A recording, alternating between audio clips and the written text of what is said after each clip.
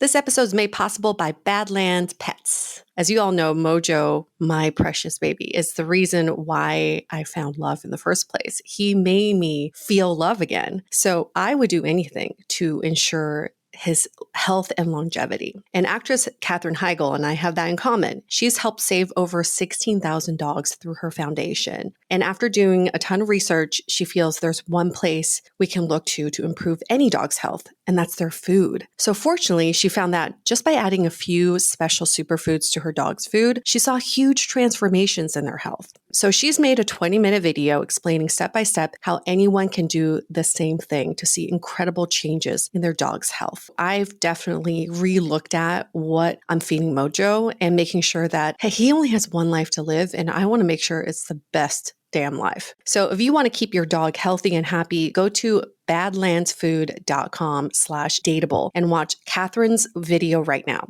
Again, that's badlandsfood.com/dateable. I was so excited to get my shipment from Last Bottle Wines in the mail the other day, full of incredible red wines, all from Napa Valley. I love wine tasting, so having this to my door couldn't be happier. Also, couldn't be more excited that today's episode is brought to you by Last Bottle Wines. If you don't know already, they're a Napa-based online wine shop with a twist. They offer just one handpicked wine per day until it sells out, and they're always at incredible prices. We're talking 30 to 70% off retail. And the best part is that there's no subscriptions, no fees, and no minimum purchase. And I could not be more excited to bring this offer right now because they're having a marathon sale, which is coming up March 28th and 29th. Even better, we're offering Dateable listeners 10% off your first order with code DATEABLE. So if you are a wine lover like me, this is a great time to join. And did I mention that shipping is 100% free? So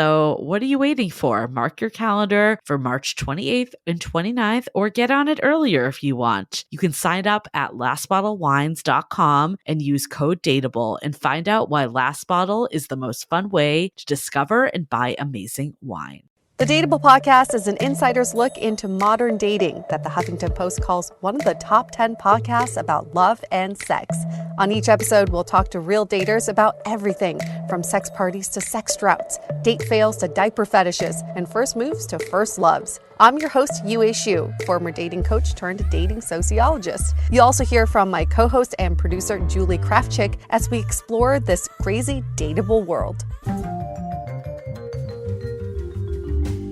Hey everyone, welcome to another episode of Dateable, a show all about modern dating. I have to be honest, growing up, I always felt like the family I envisioned in the future would be a mother, a father, and like maybe a few kids. And that was it. That's your traditional household. But as I get older and as I date and as I see my friends change their kind of relationship setups and configurations, I realize that is no longer the case. So our guest here is to talk about dating as a single mother. But before we get into that, Rebecca, do you want to give a quick hi before we get into your story? Hi, everybody. Hi, Rebecca.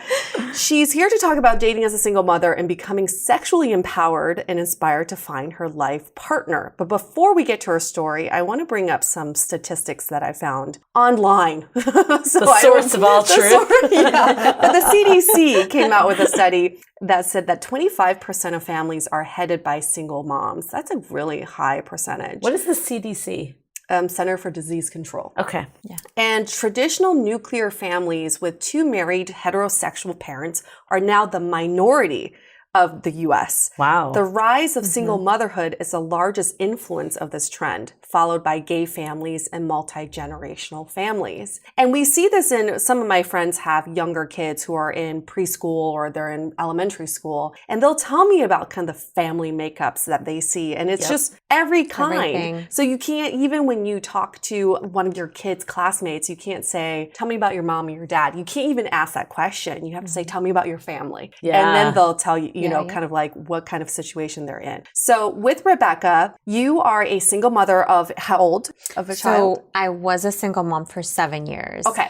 but of a daughter who's now 11. She's now 11. Yes. You're 33 years old. Yes. You live in Oakland. You grew up in the Bay Area, but you're now married. So no longer a single mom. Tell us about your story getting to where you are now.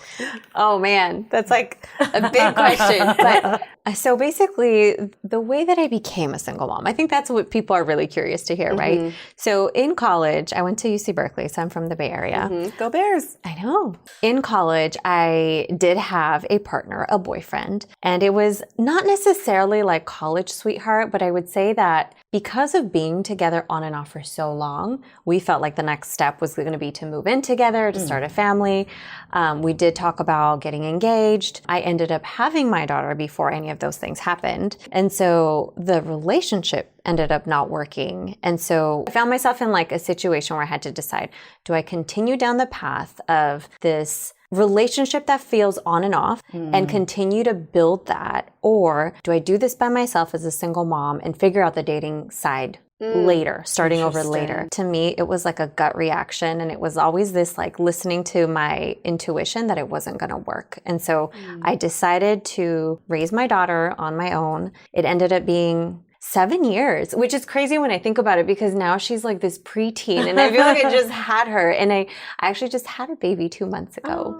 So I have a baby girl. So how old were you when you had your first baby? Or so first I was kid? 22 turning 23. And So just graduated college? just graduated college. Okay. Literally, I was finishing my finals and all of those like wrap it up courses while I was pregnant. Giving birth. I was pregnant and I was trying to wrap all this up and Wow. trying to just figure out next steps for life. So what was like your reaction when you found out you were pregnant? Oh my gosh. And you know, that's such a good question, because I think that there's a lot of stories that we hear where it's like you're excited and there's this magical moment, but there's so much stuff that goes through your head when you find out you're pregnant when you're not expecting to be pregnant, which is half of all pregnancies. So this by the was way. unplanned. Unplanned. Half of all pregnancies. Or unplanned. Wow. Yeah. So I felt very like confused. I felt overwhelmed. I did feel happy and excited just because I pictured this journey of motherhood being like once in a lifetime. So there were so many mixed emotions. It was all over. It. So at 22, like you did envision yourself being a mother, or was this something that never crossed your mind until then? I knew I wanted to be a mother, definitely not that young though. And the thing was that I felt like I had a supportive community. You know how they say it takes a village? Yeah. So when I was weighing my options and trying to figure out what I wanted to do, I ultimately decided I could do this on my own because I had that college degree under my belt. I had a supportive family. I felt like I could co-parent with her dad. So there were a lot of layers to this, but ultimately I decided I want to do this and I want to experience motherhood. And it won't be in a traditional, I'm doing like air quotes, traditional way, but I was excited, although I knew that it was going to be really tough. And did the father, did he want to stay in the picture and be part of your child's life? Totally. And the thing is that I think when we're in college, we're figuring out so much about ourselves. And a lot of people do become college sweethearts and they end up being together and getting married and all that.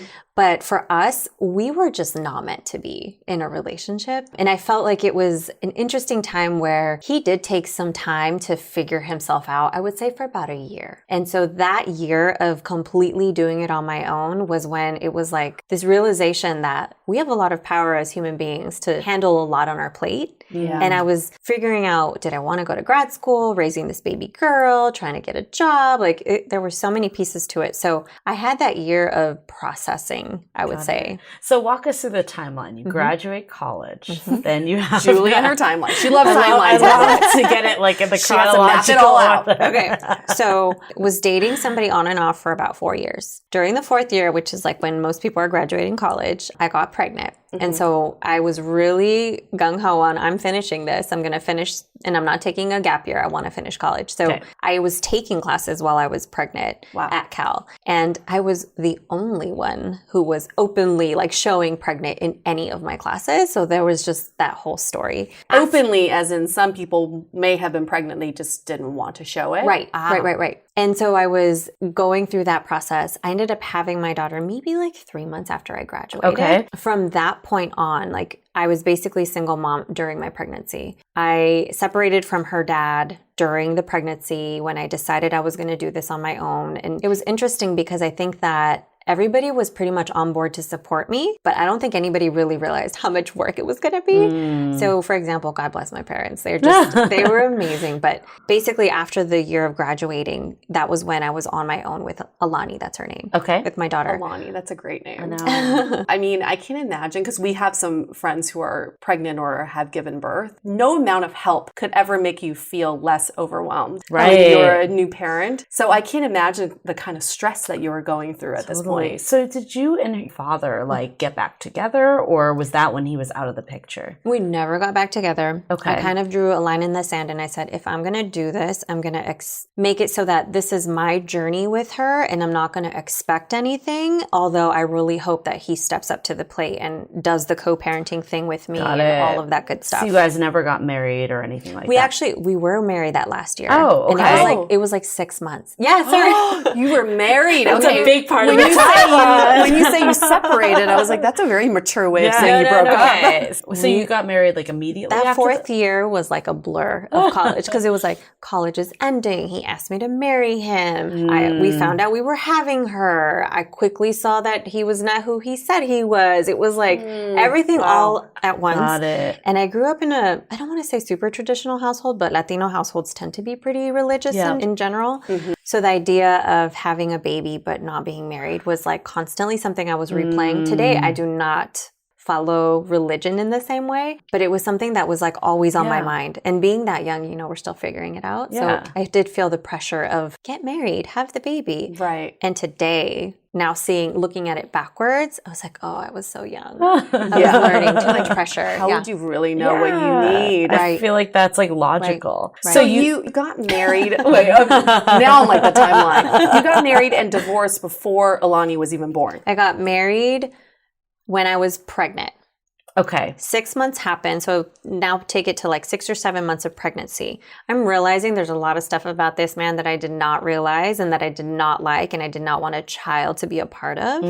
I separated from him. And once I had her, went through the official paperwork to get divorced. Got it. And did he propose because of the pregnancy? I think that was a big moment, like a big trigger for him, but we had been talking about it. It was this thing where I realized that our goals were no longer aligned. In college, it made sense for so many reasons. On the same page. We're on the same page. We're both in college. We both talk about the big picture. But once I realized my hustle is different than your hustle and our life goals are not aligned the way that I thought now that we're out of college and we're not in that bubble, it just didn't feel right anymore. How long were you guys dating for? On and off 4 years. Okay. Really all of college, basically. Yeah. And some people say college sweethearts, but you don't want to go on that. No. College fling. So then I guess let's go to your dating life post him, right? So what was that like? Yeah. How long did it take you to even think about dating after giving birth? That's a really good question because I feel like for me and Next day? Just kidding. No. I dated in phases. And after I, was now in this situation where I was a single mom, divorced, there were so many pieces to entering the dating world that I was not ready to handle. Yep. I just started dating about 9 or 10 months after I had my daughter. So let's just say a year after. Okay. I was ready to just see what it felt like because I had never really been on nice dates. I had been on more of those college, let's go to dinner here, let's go to the game, or those the hangouts. The hangouts. And how old were you at this point? 24, 20? Yeah. So you were still fairly young. 24, 25 is when I feel like I started entering the world of dating. And I just wanted to understand, what does this feel like? And who do I want to date? And I was just interested in going on those dates and figuring out how does this work? And what do I want it to look like? I feel that's when I entered even without a child. Exactly. And you have that added layer of having a child. So how did you navigate around that? Was that something you told people right away? Yeah. And trust me, it was a learning process because in the beginning, I didn't know what I wanted to tell people. I didn't know if I wanted to say, hey, I'm divorced and I have a baby. Are you okay with that? Because I was trying to not necessarily ask for permission or feel like I needed to. I was just trying to understand the dating world. A year or so into trying to just meet people and let people take me on dates, I felt very comfortable with an exploration phase of my dating where I wanted to try everything, and I wanted to try, you know, being in a committed relationship. I wanted to try being in an open relationship. I wanted to have sexual partners. I wanted to date one person, multiple people. Like, I felt like I had so much I wanted to experience that I was very upfront with people in the beginning at that point. Like, I was dating more confidently. I was in grad school taking all these sexual health classes and becoming a sexologist. So it was all coming together in a different way. Do you think you had this sort of curiosity about you because you had a child, or because that's just who you are? Me or other people? For you to have this, because I feel like in my mid-20s, I was like, I'm going to look for a husband. I'm going to get married. I kept thinking I was going to be in a relationship. I don't think I went through that exploratory stage till like maybe early 30s, late 20s, early 30s. Oh, I definitely did in my 20s. That's for sure. But were your intentions to explore and see what's out there, like try as many different it was more like, I have no idea what I want. I was right? like, yeah. But yours feels more intentional. Like, my intentions are to explore what configurations of a relationship I may be comfortable with. And you know why? It was because I felt like I didn't get to do that. And so now that I was in a place where I had that stability and I felt like I was becoming just empowered as a mom and as a woman and like exploring pleasure, like I feel like I just entered this phase where I wanted to experience things because I didn't want to find my life partner and look back and wish I would have tried stuff. I just wanted to get it out of my system. And I just wanted to say, okay, I tried this. It wasn't for me. Or I didn't try that. And I'm okay because I never wanted to. So it was just this like filtering phase. That is. I was reading this blog by the single mom about her dating experience. And she said, at the end of every date, I thought, no matter how this date goes, I will always have the unconditional love of my child. So it made her feel really empowered in that way. I love that. Is that something you felt as well? Oh my God. My daughter was like my world. She is still, but like it was like just magnified during dating because I realized, you know, there's something more important than this meal that didn't turn out well. And I do have her at home and she's sleeping, or, you know, taking the time out of your schedule to go on a date when you have a little girl like that means that you are prioritizing dating and you're prioritizing whatever that intention is that you're seeking out with dating. I knew that for me, like when I was in that phase where I was starting to really explore, that it was important to me just as a human being. And so that's what I was prioritizing. Once I got into a phase where I felt like I had accomplished the things that I wanted to do, like for example, like I really wanted to be more set in my career. I didn't want to be figuring out stuff anymore. I kind of wanted that to be part of like my story, and I wanted a partner who matched me in a lot of ways. Once I got to that point, which I would say was like more like 27, 28, the way I dated was very intentional. And it was that I'm dating for love, I'm dating for a partner, and I'm dating for a potential future father of my daughter. Because I feel like at 28, I don't know about you, Yue, I was definitely not in that place. Oh, hell no. I was such a hot mess. Me too. I was why like, has he not texted me back? It's been 3 hours. or I was just like drunk, like hooking up with people. Right. Like, What's his I'm name just again? like, like having a child matured you a lot faster. I accelerated like I would never have expected. But see, that's what I mean. I feel like in that middle phase that I talk about, like mid-20s, I wanted to try everything because I was like on a schedule. Yeah. Like, I had things I wanted to do, and like I knew I wanted to eventually get to the point where I was introducing her to a potential like family member.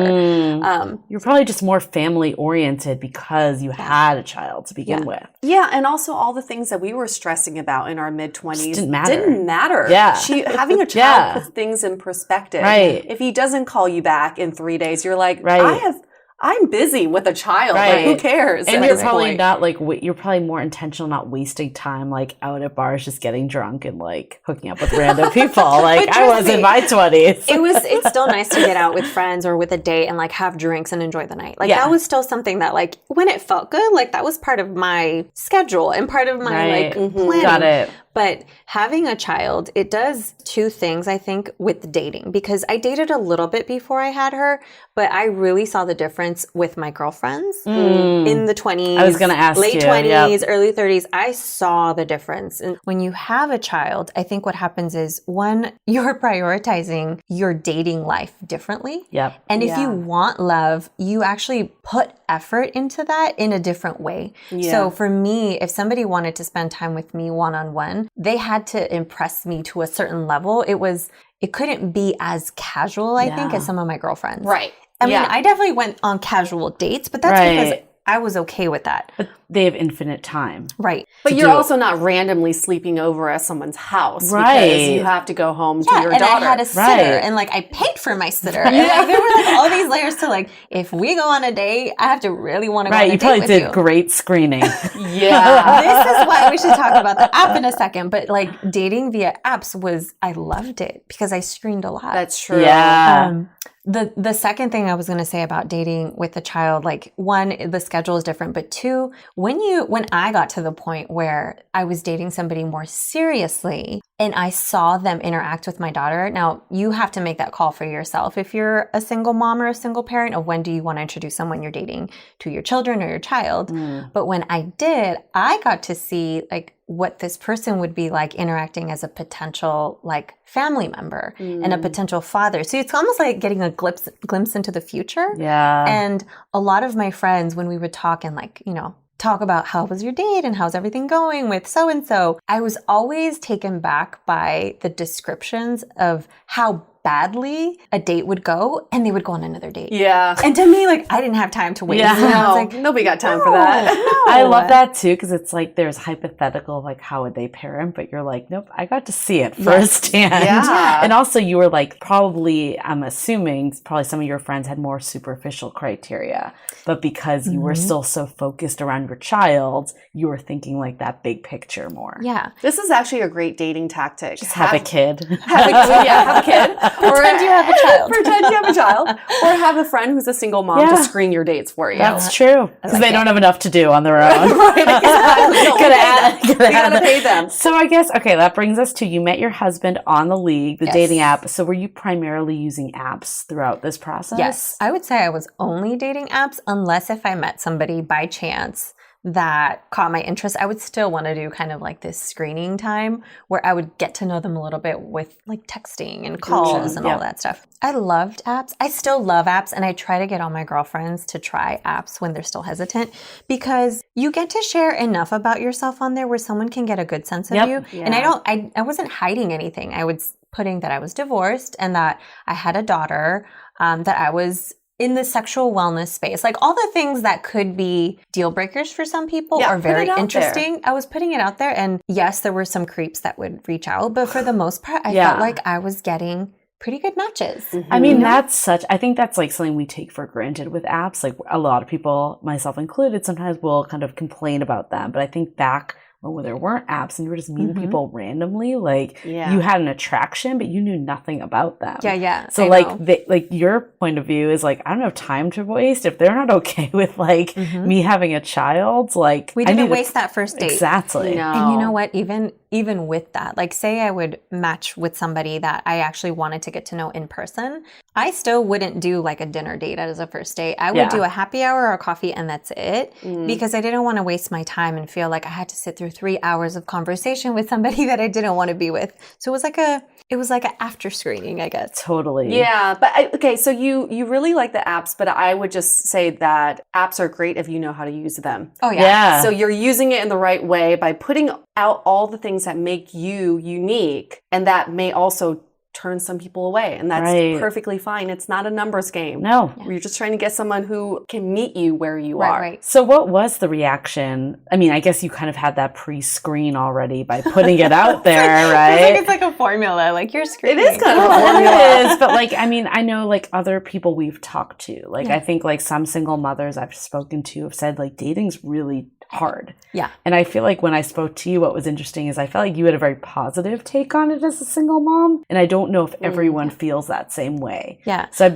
be curious like what the responses were and how you got to that place of positivity. So for me, I think the biggest thing that shifted my mindset instead of thinking of it like I have so much to do with her and it's so tough to date because I don't have the time, when I say like I carved out that time, you have to remember there were like maybe 5 or 6 years where I was intentionally working on myself. Mhm. And so it was making me happy. And I was doing things like discovering my body, and I was making sure that I had a career that I loved, and I bought my first place, and I was building for myself and my daughter. And I think that made me happy. And we were talking about this before the podcast, but energy is a big deal, Oh, right? definitely. So I think people were attracted to my positivity, and it just kind of snowballed. Like I became attracted to people with positive attitudes about life, and like just that energy was a big deal for me. So it's something that I've always sought out because I'm really sensitive to being around negative people and negativity that tends to like soak into me, and I don't like that. Yeah, they're energy zombies. So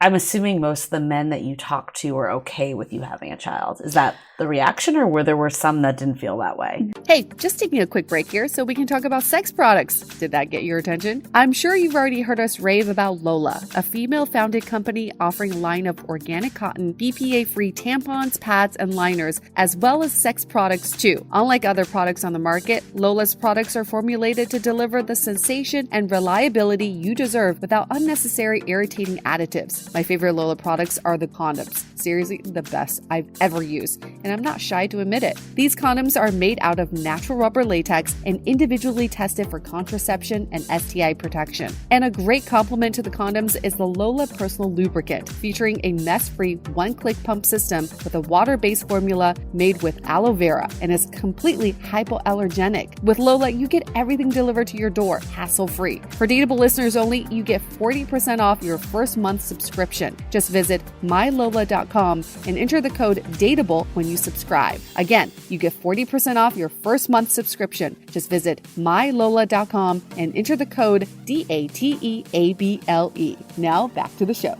I'm assuming most of the men that you talk to are okay with you having a child. Is that the reaction, or there were some that didn't feel that way? I would say 9 out of 10 times everyone was okay with it or interested in learning more. Okay. And there were some jerks that didn't read or didn't like pay course, attention. yeah. And it's like, wait, what? I didn't know that. And so, there's always this moment of truth. And honestly, I couldn't be interested in somebody that wasn't okay with potentially dating someone that had a child. I tended to like older men because I felt like they were a little bit more mature and ready for something serious. And you were super mature. I know, seriously. I was going to ask, you were probably dating older. I was dating a little older. I used to joke that my husband barely made my bottom cut off. He was 35 when I met him, and I was like, you're kind of on the young side. I like the 50 plus, thanks. No, I really liked late 30s. I felt like that was when I saw that men, I don't want to generalize, but I am. I feel like in general, they were just more receptive to just serious, committed relationships. Yeah, I totally. agree. I think late 30s, even now being in my late 30s, I would say yes, the men in their late 30s, early 40s are definitely more open to that. I want to know the types of guys that you dated. Yeah. If you were so curious and exploring, did you date single dads? Okay, yes, I did. I actually was in a relationship with a single dad for about a year, and I hated it. What was that like? I hated it. Why? Because, okay, so he was great, like amazing, like in terms of being a dad to his son and human being. However, I hated that I not only had to now split my time between like dating, my daughter, personal life, but I also had to have that time split with another child. And I felt like 2 was a lot. And for me, it was, I kind of took a step back and I tried to think through it. Okay, so what does it feel like when single men date me? And I still thought it was different because to date one person with one child, I feel like creates a certain dynamic. But when you are talking about co-parenting with 4 people, yeah, that's a lot. It's a lot. It was a lot, and it was draining. And I feel like I got lucky because my now husband has a good relationship with my daughter's father. Like they're amicable, they get along, it's very mature. But I didn't really get along with my ex-boyfriend's mom. Ex. Yeah. Ex. The kid's mom. Ex. I was The like, baby mama. It's like, The baby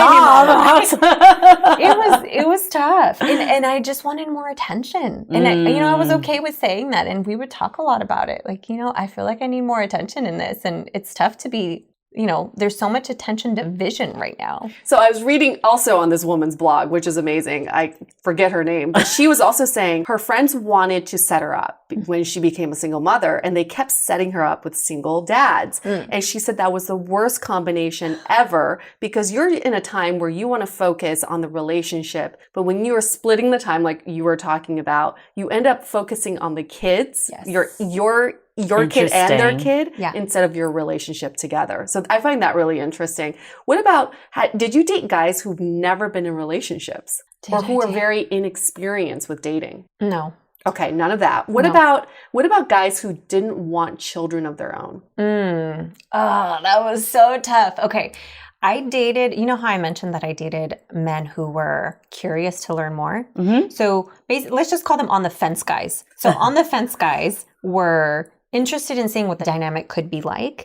And there was one occasion when I was extremely into this particular person. And the longer we were together, the more that I was enjoying it. But I didn't realize it was becoming tough for him to see like the responsibility level of now being a part of a little girl's life. And so as I was pulling in, he was pulling out, and that sucked. So I would say that sometimes people are curious, and you just have to be okay with the fact that sometimes they're not going to be okay with it. And that has to be, part of the deal. And they don't know until they give it a try. Right. It's not necessarily like a malicious thing. It probably took him being in the situation. Yeah. What is really interesting about your situation, which is very similar to my friend May's situation too, she's about to marry a man who has a child with a woman who they were like never really together when the child is able to acknowledge it. So what I'm saying is your child has never known mommy and daddy together as a couple, right? Same with my friend's situation. So you don't have that situation where a guy's coming in and, the kid's like, well, you're not my mommy's boyfriend or husband, because there's not that jealousy. But I can also see how that could add another layer of complexity. Yeah. If the guy did have a child with like an ex-wife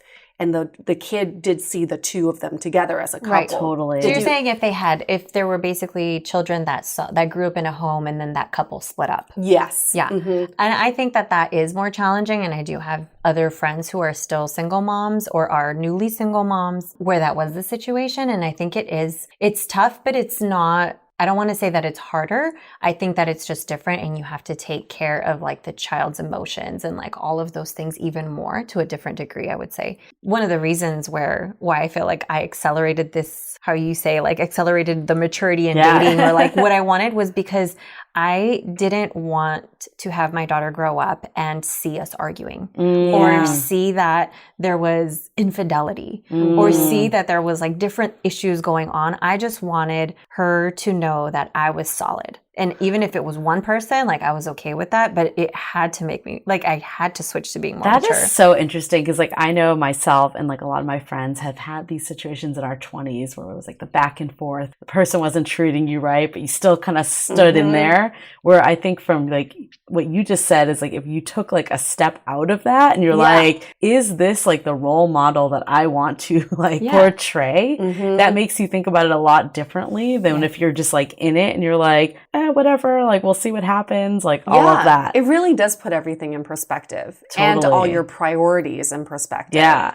So at what point would you introduce someone to your daughter? So you have to, I think, do what feels right for you. Because I introduced my daughter to a couple of people and they were all pretty different. I would say that after you feel like the relationship is progressing to a place where you are excited to introduce them to each other, I think that that's a good time. For me, what that looked like is we were exclusive or we were boyfriend-girlfriend. I will say that when I introduced my daughter to a boyfriend when I was dating, I regretted it. I wish I would have done it sooner. Sooner, because I would have been able to feel out and like see like what the dynamics would have been sooner. Before committing to being boyfriend, I actually did not like how this particular ex-partner of mine was around her. Interesting. It changed the way that I like liked him, and like, I don't know, it just changed the relationship. So how many people, like, I mean, you don't have to give exacts, but like, how many people roughly did you date, like, whether casually or serious, before you met your husband? A lot. Okay. Good. I dated a lot. And I was okay with that because I felt like I needed to understand like what I wanted in a person. Totally. How many people? Like, okay, so let's just Ballpark. How many people have you dated? I have no idea. Can you give a number? Like ballpark would be like to a ballpark. Anywhere between like 15 to 300. I don't know. Somewhere in there. Does that sound good? Hey, that's a ballpark, right? If we say that we're 6 Giant years, ballpark. 6 years of dating, average, like how many times do people go? Maybe like 2 a month. Okay. What number would that be? I don't know. 50 to 100. I pull up my calculator. Maybe. Oh my gosh. Okay. Maybe 100 dates. How many mattered? Yeah. How many of the that's dates a were better good question. dates? Or like mattered to people you, that or were memorable? significant in your life. Maybe 4 or 5. Okay. And I had 2 partners, like boyfriends. Okay. When I was a single mom, and each were for about a year. Got it. So there wasn't like this, it wasn't back to back. It was like I was trying different things. And you were asking what kind of people. One mistake that I made that I see a lot of my friends also make is when I was first entering the dating world, I was attracted to men because I'm for the most part heterosexual. Like there's a spectrum thing and we can talk about that. But I was dating men who had opposite characteristics of my exes. And that fulfills you in a certain way, but it's not necessarily the right recipe for a life partner. I feel like that was a mistake that I had to learn. And then I think my dates got better over time. Not perfectly, but I would say that over time I became a better dater, a better screener. I was impressed by a lot of the people that I met, especially in the Bay Area. Like there's a lot of really interesting people here. So you went for like polar opposite at the beginning. At the beginning, it was and then polar you opposite. started to like look at characteristics that you liked overall. Right. Got it. Right. And I talk about intentional dating and intentional like sexual partners a lot in other places. But when I got to the point where I knew, okay, I feel good about a lot of things in my life and I want an equal and I want a partner and I want to have fun and I want great sex and I want all of the above. I started being very intentional about dating, and I joke about this, but I feel like I spoke my husband into existence. I feel like I ordered him because how do you do that? I remember having dinner with a girlfriend who's also very spiritual. We were talking about our future partners and I told her, I feel like my partner is around the corner. And I feel like I'm ready and I'm putting it out in the universe and I'm doing all the little things to me that are important for a relationship. And so for me, I was excited to be open and ready to receive like somebody that was going to be an equal for me. And so we just talked about what does he look like? And we literally described my now husband.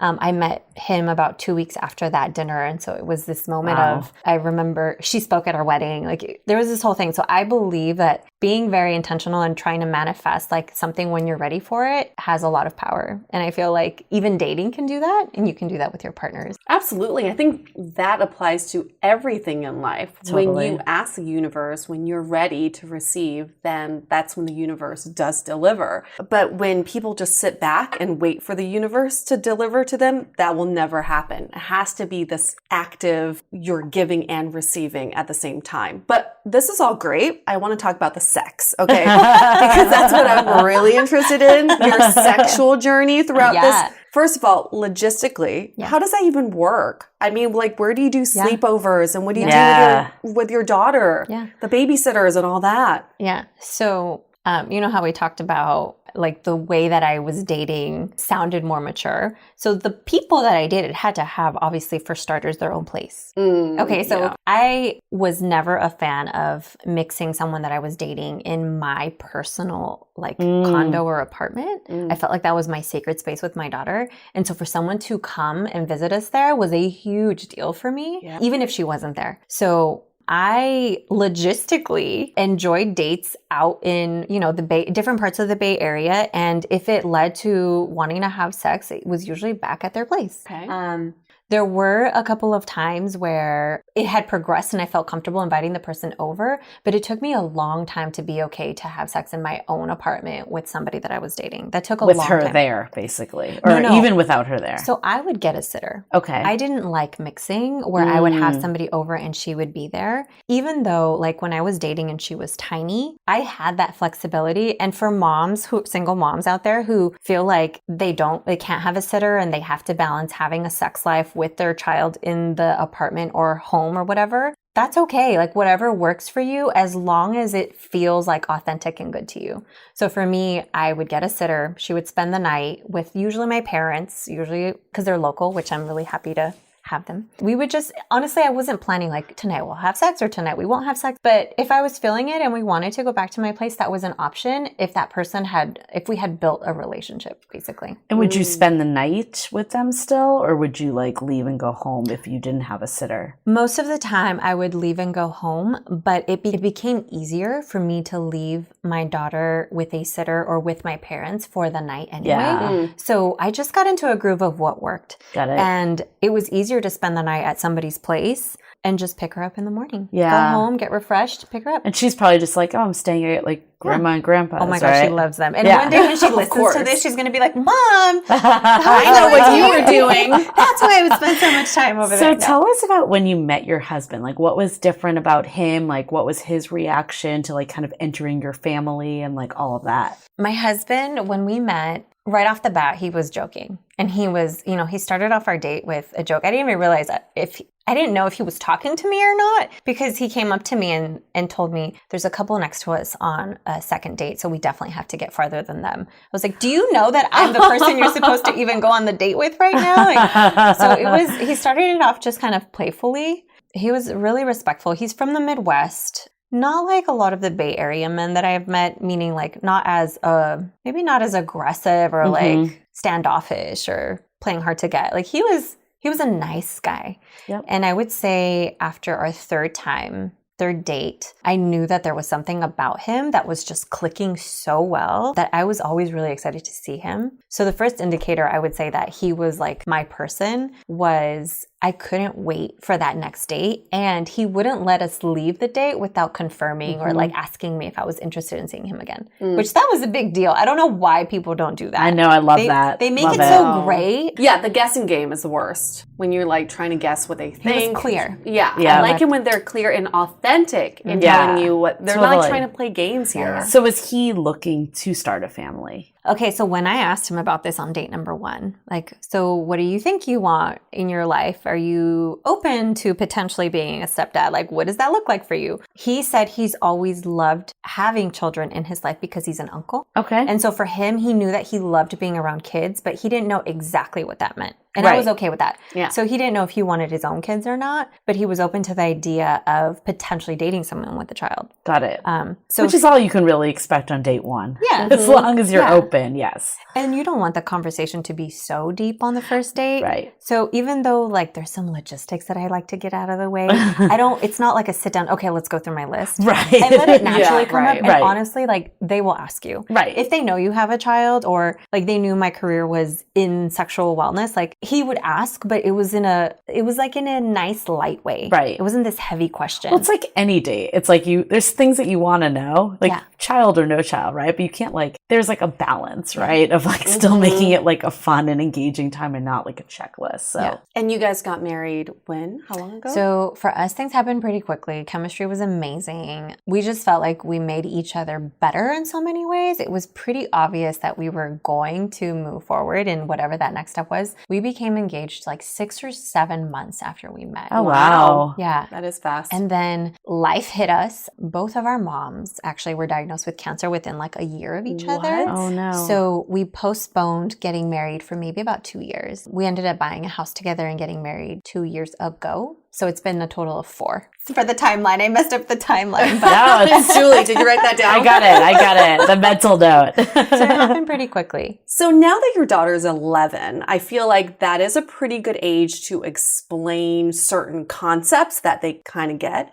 Has she ever asked you about your relationship with her father? She's never asked me like what happened. Okay. I think that, okay, so my daughter is incredibly intuitive and she's also pretty mature. So she has always seen our dynamic is pretty simple and short. So she knows that we don't really love spending lots of time together in a situation, but we will do it for her, like a birthday party or something. So the questions have been more around, why aren't you nicer to my dad? Why don't you talk to him more? Like she's trying to get us to just be nice to each other. Got it. And we're not mean, but we're not like, You're just very platonic. yeah, with each it's other. like there's no emotion behind it. Right. Yeah. Yeah. So I guess like from all of this, like how do you think like having a child at a young age has changed you? Well, I think it's just, honestly, it's been a blessing that I didn't expect. Life is crazy. You don't really know how things are going to happen. And it taught me that non-traditional families can be really good. And I did think from the beginning that I was going to have more of that nuclear traditional family, but the way that it has turned out has been like such a joy to me. And raising her and calling all the shots for her, like that has been fun for me. It wasn't always easy. There's so many hard moments with being a single parent, and there's so many times you just want to like scream and like you're over it. But honestly, it's just been this journey of motherhood that I didn't plan this way. And it made me ultimately now, like it led me to the relationship that I have. And the journey, I think, is what has been the funnest because all those ups and downs are crazy, but she has developed into this super empowered, like very sassy child. And that's what I wanted. And I'm seeing that come to life, you know, And you did that. and I feel like I get credit for that, you know, because Full credit. Yeah. it's been fun, hard and fun. I love this. And I think this is really good for people to hear because like I had a friend that is 35, single, really wants kids, like no man in the horizon, and was like, maybe I should just like do it on my own. Yeah. And then her concern was, well, if I'm having such a hard time finding that person now, is it just going to make it harder? Because it's like one more thing to screen for, one more thing to like put out there and have someone potentially not be into, right? Yeah. And I think like from what you're saying is like, no, it like helps you kind of cut to the chase faster. It like gets you to like be with people that are on the same page of also wanting a family and like kind of weeding out those people that don't. So if it's important to you, and it's just going to be in a different order, I think people should just explore other options with motherhood because it doesn't have to happen in order that we hear about growing up, you know? I think that's a really good point too, because I think like historically a lot of the times it's because women couldn't like financially take care of themselves. And now like that isn't the case. So like it is really good and to have these conversations and hear from you from that. Julie, are you kicking off our takeaways? Yeah, let's kick off some takeaways.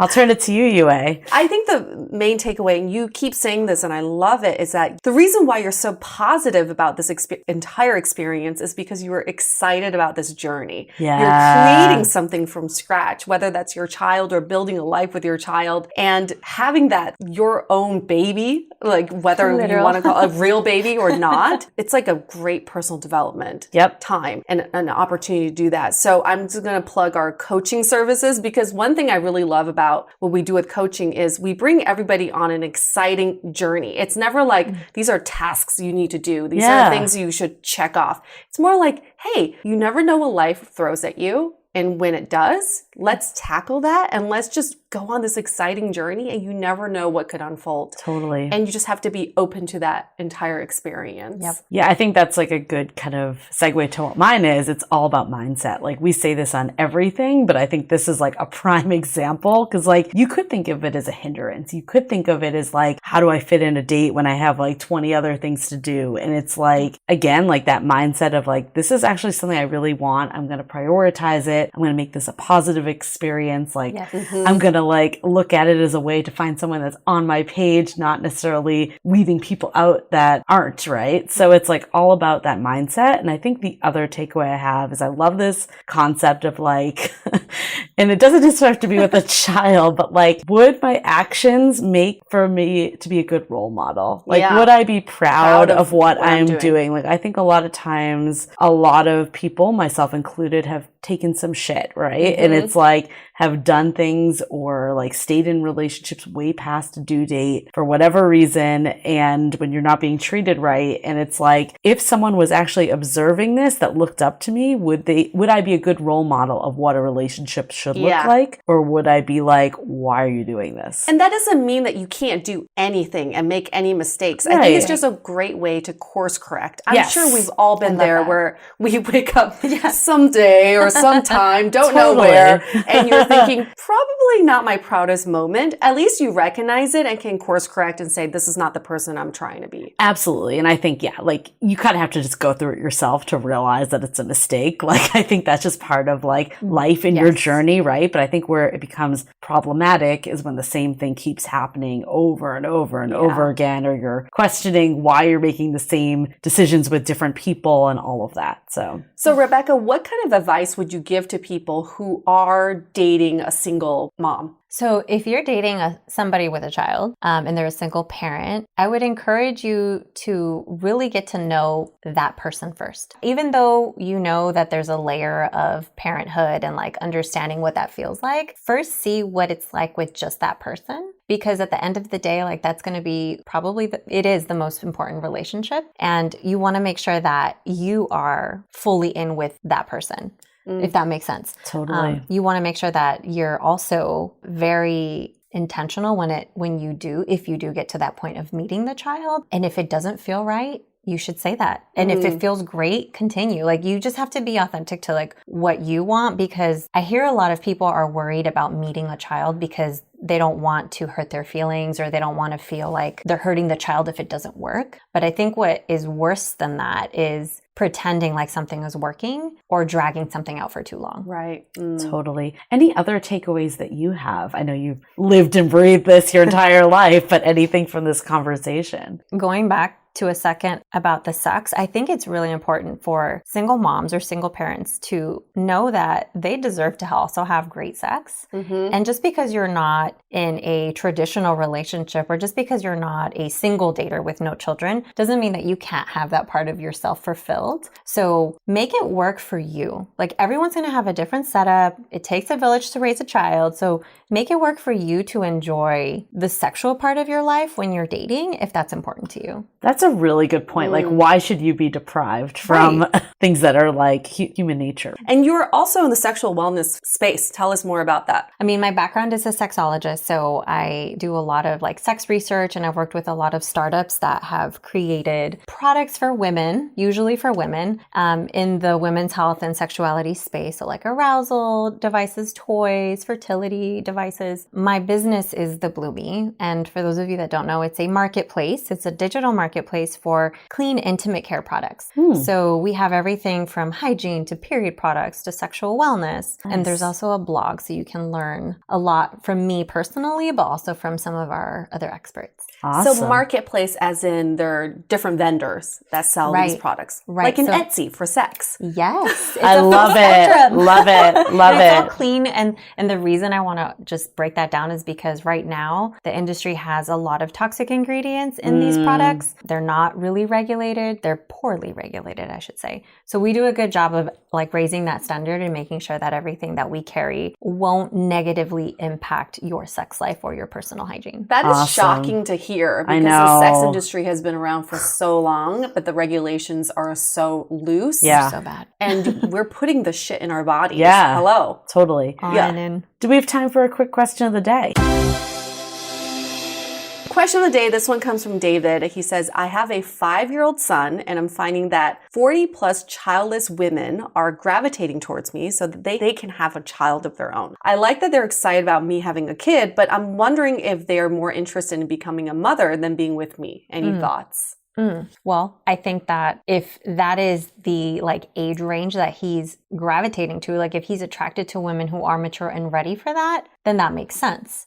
But if it's something that doesn't feel right to him and it's something that he feels like the priority to them is more child versus relationship, then I would say stay away from women that it doesn't feel right to spend time with them, and it doesn't feel right to build that relationship, because again, it's more important to build the authentic relationship as the couple. And it doesn't sound like maybe he's attracting that first. And so I would encourage him to find women that are interested in him first. Like maybe don't bring the child into play for a little bit longer, because the most important thing is obviously making sure that you guys are solid so that you can build that foundation for children, whether they're here now or in the future. Yeah. And I mean, obviously we can't talk to him, but I would probably question a little too, like, this is quite a blanket statement, right? Like every woman, like, has this happened once? Has it happened like 10 times? Is it more like you're looking for the sign of it? Like, I think maybe it's like you said, like screening better and like having conversations and like bringing up that you have a child, but then also bringing it back to you two as a couple. Yeah. So it's not like fixated. Maybe it's like looking at his own conversations. Maybe he, and for some reason, is steering people towards only talking about kids, like not necessarily like unconsciously, right? Absolutely. Yeah, that's a really good point. If he's the one bringing up his child all the time, then of course the woman would only talk about the child. Right. And then he would use that as a sign, saying that she's only interested in the child. I think this question is very similar to people who are like, oh, I don't know if he's into me for me or into me for the sex. You know, it's kind of the same question. And the answer is the same as well. You gotta see where the priorities are. If he's prioritizing you or prioritizing 3 a.m. booty calls.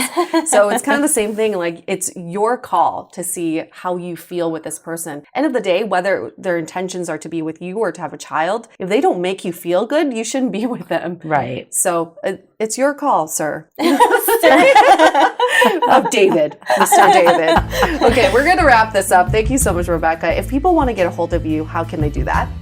They can get a hold of me on all my handles with Rebecca Alvarez Story, and then they can check out Bloomy stuff on thebloomy.com, and it has our blog and all that fun And stuff. how do you spell that? Bloomy is BLOOMI, so thebloomy.com. Awesome. Great. And we'll link also in the show notes. So Fabulous. Awesome. We have had single fathers on the show. I think we had one single dad on the show, but the episode was not about that. So we would love to have a single father on the show to tell us their story. For sure. That would be a dream guest for us. And or a single mother that hasn't had the same experience. We're always open to having more of these conversations. Absolutely. Great. Yeah. Thank you again for being on the show. Thank you, guys. And we're going to wrap this up. Stay dateable. Want to continue the conversation? First, follow us on Instagram, Facebook, and Twitter with the handle @DateablePodcast. Tag us in any post with the hashtag StayDateable, and trust us, we look at all of those posts. Then head over to our website, dateablepodcast.com. There you'll find all the episodes as well as articles, videos, and our coaching service with vetted industry experts. You can also find our premium Why series, where we dissect, analyze, and offer solutions to some of the most common dating conundrums. We're also downloadable for free on Spotify, Apple Podcasts, Google Play, Overcast, Stitcher Radio, and other podcast platforms. Your feedback is valuable to us, so don't forget to leave us a review. And most importantly, remember to stay dateable.